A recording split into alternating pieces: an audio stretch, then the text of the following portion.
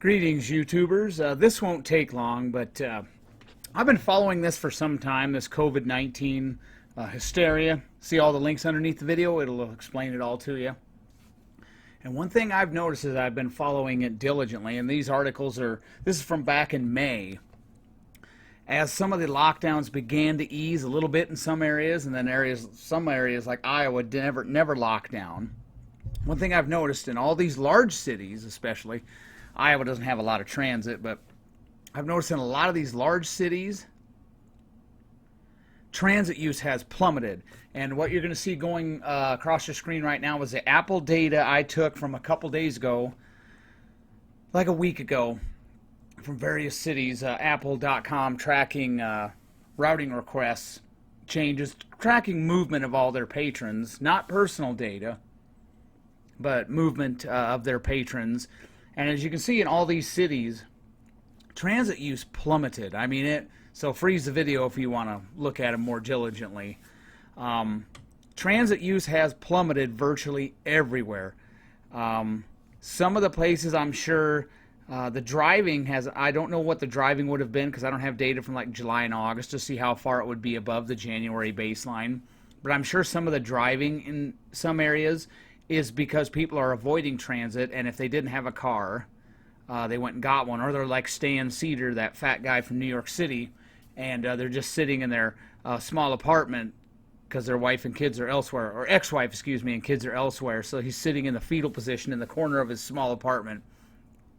But I'm sure some people went and got cars, or they're using their car more and they're shunning public transit, urban mass transit. So I'm sure some of the uptick in driving, and I'm not sure any area has really fully recovered. I think Wyoming has, but then again, there's not a whole lot of people out there anyway.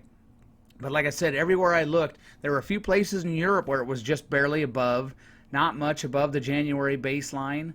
And I'm sure people use transit a lot more then. So even over there, it hasn't really recovered. But in the U.S., it is cratered. So what that means is these transit systems that are already losing money and have maintenance backlogs are going to be begging for more. At the end, I'll put a letter, and I'll even post it down there in a comment. A letter I sent to my senators, Joni Ernst and Chuck Grassley, and Abby, my representative, Dingbat Abby Finkenauer. Sent them a letter asking them to, next time we have an omnibus bill or a highway bill, and if the omnibus bill has highway subsidies in it or the highway bill contained in it, bring an amendment for stripping all funding, federal funding for urban mass transit. So taxpayers in Iowa don't have to fund failing urban mass transit, bankrupt urban mass transit in New York City, which they do. There are federal subsidies attached to that. And it's going to be exacerbated now because people in New York City are avoiding transit like the plague. And you know why? Because these progressive Democrats, and it's everywhere, like I said, Democrat city, Republican city, Democrat state, Republican state, they're scared. Part of it is, yes, because New York's going to, and California are going to see how long they can lock everybody down and make the federal government pay for unemployment. But there's the ones who are working and out and about are scared of public transit. They're scared of urban mass transit because you're more likely to get an infection. Now, some people will argue otherwise, and I'm not going to argue on this video about that.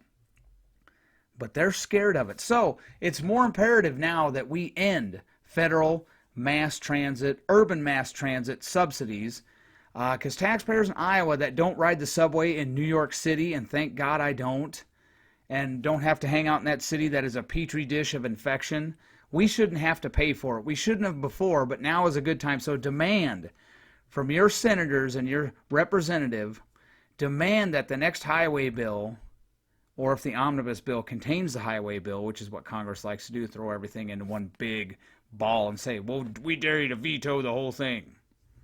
The next highway bill, demand that your senators and your representatives strip funding for any urban mass transit federal subsidies. If New York City wants to plug the hole there, they can get money from Albany.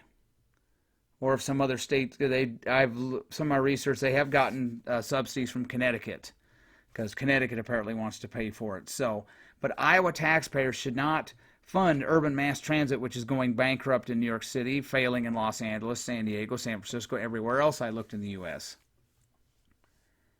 No more. We are spending trillions more than we have this year. We're already shoveling so much money out the door. It is insane. But if you're not paying for it, you may not care. And there's a lot of people who aren't paying for it. I'm paying for it, and my boss especially. And sooner or later, you're going to run out of other people's money. So that's something, that's low-hanging fruit. Again, demand that your state, your U.S. senators, send them a letter. I'll put it up there. I'll leave it in a comment. You can copy and paste it. Demand that your senators and your representative strip all federal urban mass transit subsidies from the next highway bill. Have a nice day. And don't thank me now.